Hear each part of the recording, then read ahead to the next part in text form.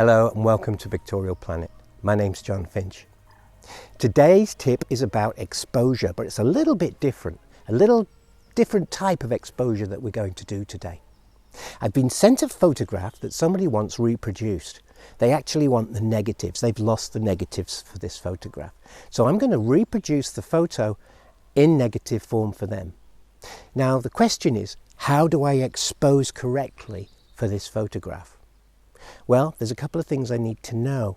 First, I need to know my personal EI for the film I'm using. Remember, that's essential for us to understand the film and understand the exposure that that film can take.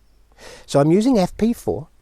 I'm going to develop it in FX55, and that combination, FP4 and FX55, gives me an EI of 200.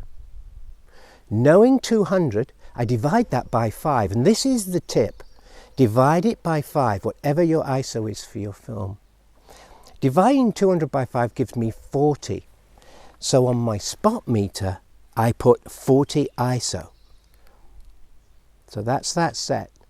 And the next thing is to take an absolutely white piece of paper. And this is a piece of printer paper. They're very white these days, these modern printer papers.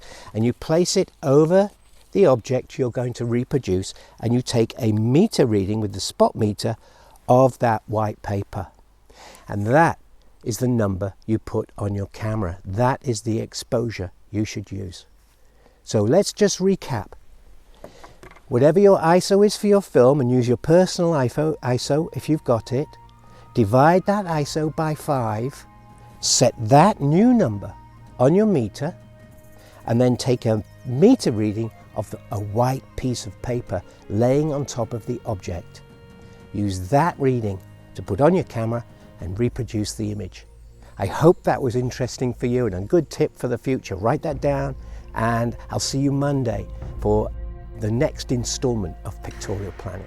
Goodbye for now.